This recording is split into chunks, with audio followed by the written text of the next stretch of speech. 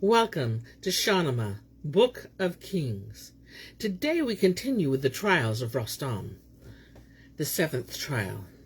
Rostam set out prepared for battle, longing for revenge, and his mind focused on the coming combat.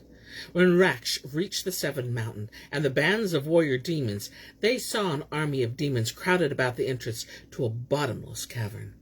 Rostam said to Olad, "You have answered honestly all I have asked you, but now the battle begins in earnest, and you must reveal to me the secrets of how to proceed." Olad said, "When the sun becomes warm, the demons sleep. Then you can overcome them, but you must wait until then.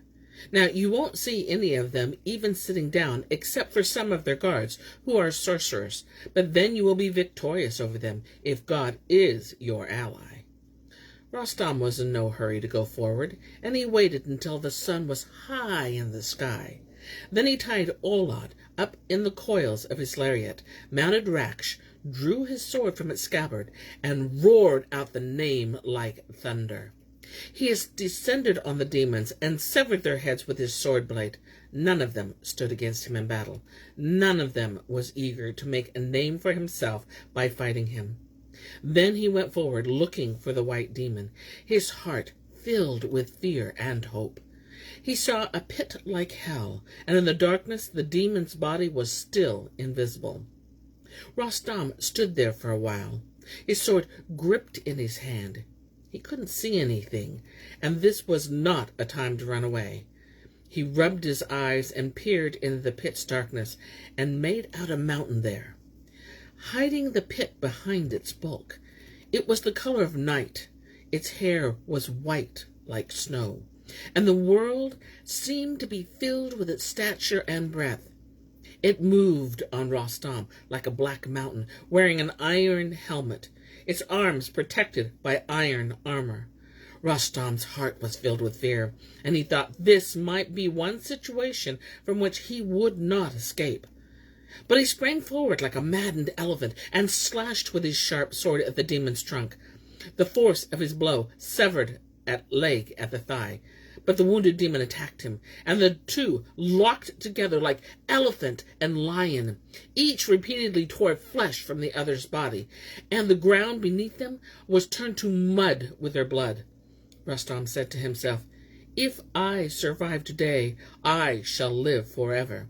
And the White Demon said to himself, "I despair of my sweet life, and even if I escape from the clutches of this dragon with a leg severed and my skin lacerated, I shall have no authority left in Mazanderan, and either the nobility or their subjects." Then Rostam gave a great roar and clutched the demon by the neck and threw him to the ground. He plunged his dagger into him and hacked out his heart and liver.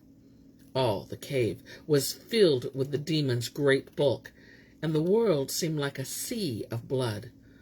Rostam came out of the cave, freed Olad from his bonds, and tied his lariat to his saddle. He gave Olad the demon's congealed liver, and the two of them set off to Kavus. Olad said to him, "You are a lion in war, and have conquered the world with your sword. My body still bears the marks of your lariat where I bowed my neck in your bonds.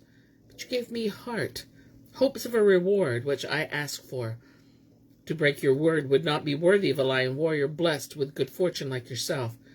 Rostam replied, "I shall bestow Mazanderan on you and the border to border, but there are still long, difficult days of struggle ahead, in which we will both see good and bad fortune.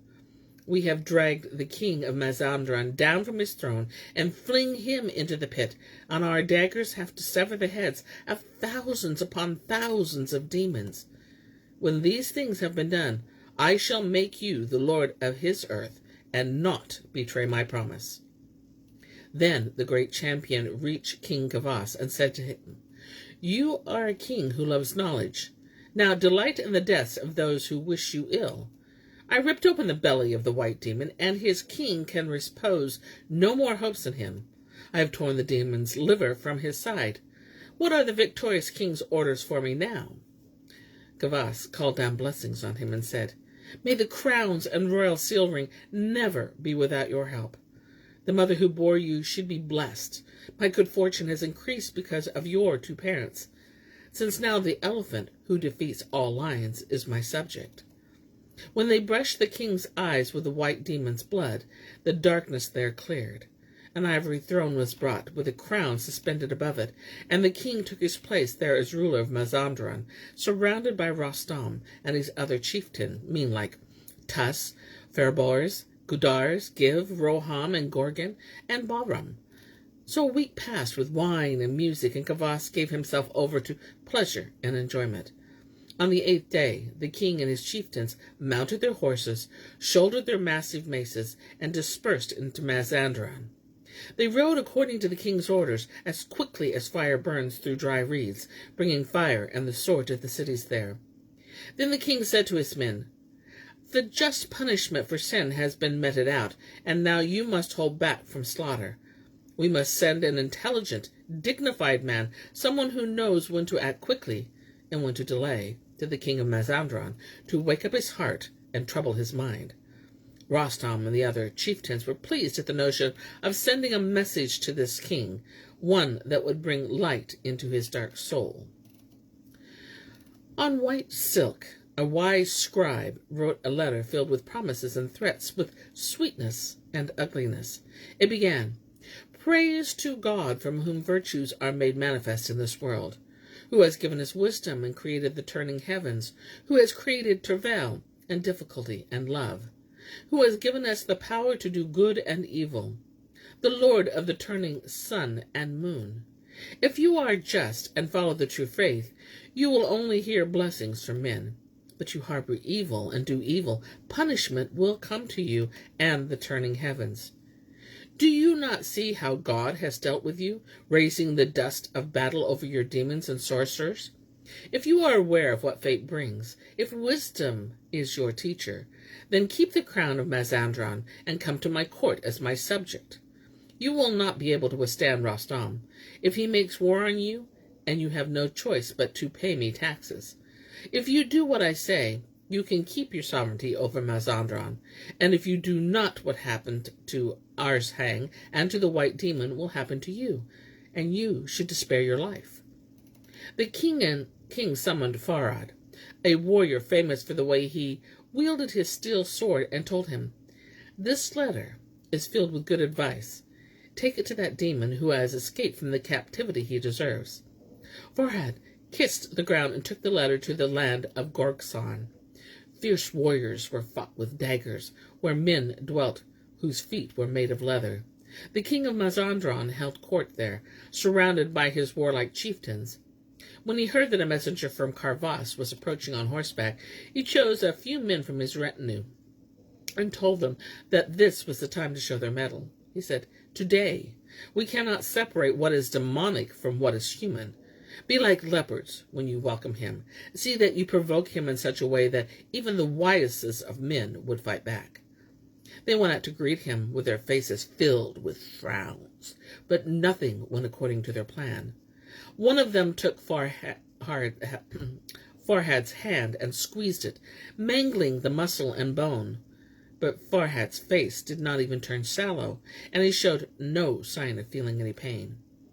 They took Farhad to their king, who questioned him about Kavus and the difficulties of his journey, and then handed the letter written on silk, with musk mingled with wine, to a scribe who read it aloud. When the king heard of Rostam's battle against the White Demon, his eyes reddened with blood, and his head filled with roars of lamentation. In his heart he said, "The sun will hide away. Night comes rest, and sleep will leave me. The world will never be at rest because of this Rostam, whose name will not remain obscure." He grieved for Arshang and the White Demon, and for the deaths of Guliad, Gandhi, and Bid. When he had heard the king's letter, though, his eyes were wet with bitter tears, and he sent his answer to Kavus. "Can wine replace the waters of the sea? And you imagine you can threaten me? Your throne cannot match mine, and I command 1,000 warriors in this land. When they attack like savage lions, they'll keep your Persians' heads from their refreshing sleep." The dust of battle I send up will hide the plains and hills and every mountainside." When Farhad heard his belligerent language, he did not wait for a letter to be written, but tugged his reins and galloped back to the Persian king, where he recounted what he had seen and heard, tearing the veil aside from what had been hidden before. He said, "Their king is higher than the heavens, and his high hopes are no lower. He turned his head aside at my message, and the world is contemptible in his eyes." Rostam said to Kavus, "I will deliver our people from this shame. I must take him a message, and its words must be like a sword drawn from its scabbard. A letter as cutting as a sword blade must be written, a message like roaring thundercloud. I will go as the messenger, and my words will make blood flow in the rivers there." King Kavus answered, "The crown and royal seal are resplendent because of your deeds. When you bear someone a message, elephants' hearts and lions' claws split with terror." He summoned a scribe, who dipped his pen in black ink, and the king dictated the message. "Your words are foolish, and a man who's wise will not resort to such unworthy lies. Empty your mind of all such talk, and bow down like a slave. You are my subject now, and if you don't, my men from sea to sea will celebrate another victory. The dead white demon's soul will haunt your plains, and feed the hungry vultures with your brains." When the king had sealed the letter, Rostam hung his massive mace from his saddle and set off for the king of Mazanderan. As he was approaching, news reached the king that Kavus had sent another messenger, who was like a lion or a war elephant, with a lariat of 60 loops fixed to his saddle, and a fast galloping horse under him. The king of Mazanderan chose a few of his chieftains and set them to welcome the new messenger. When Rostam caught sight of them, he saw a tree with huge branches at the roadside, and tore it up by the roots, flourishing it with his fist like a lance. The welcoming party stopped where they were in astonishment, and Rostam flung the tree and rode up to them. There was a lengthy exchange of greetings, and then one of the parties gripped Rostam's hand and squeezed it, attempting to hurt the hero. Rostam smiled, and the group stared in wonder at him. Then Rostam squeezed the hand in his, and its owner turned pale, fainted from the pain, and fell from the horse to the ground.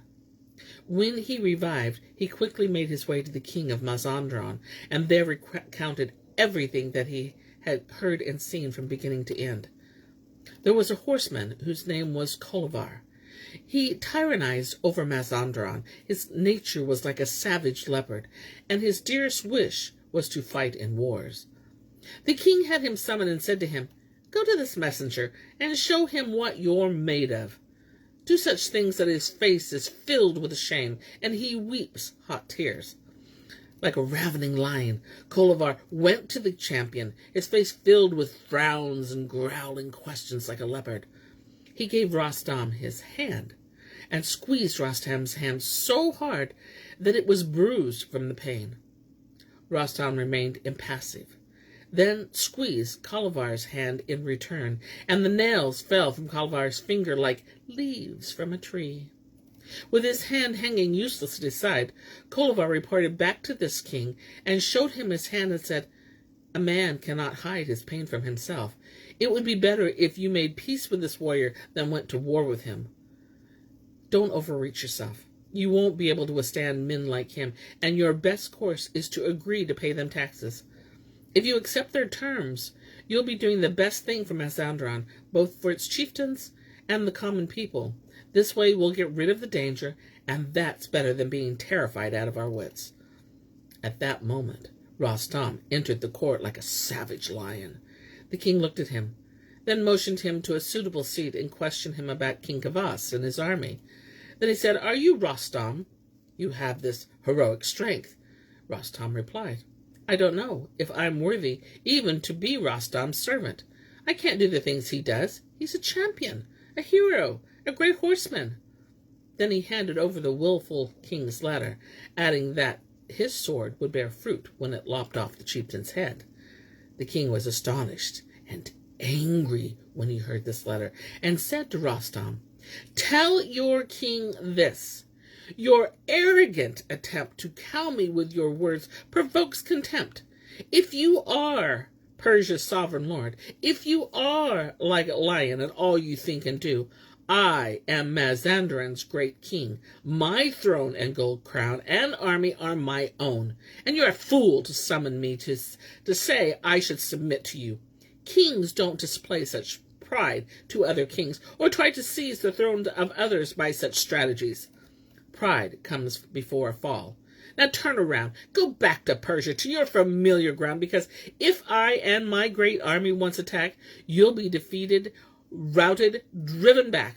And if I meet you face to face, you'll find how vain the words are in your foolish mind." Rostam looked directly at the king, his warriors, and his chieftains. He hardly heard what the king was saying. He simply felt more eager to fight him.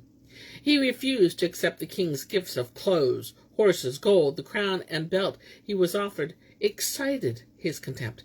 His heart filled with rage and the longing for battle. He returned to Kavus and described to him all he had seen and heard in Mazanderan, and then added, "Think nothing of them. Take courage and prepare for war against these demons. I feel only disdain for their horsemen and heroes." And here is where I end my tale for today. But I'll be back tomorrow with more, much more. Until then, my friends.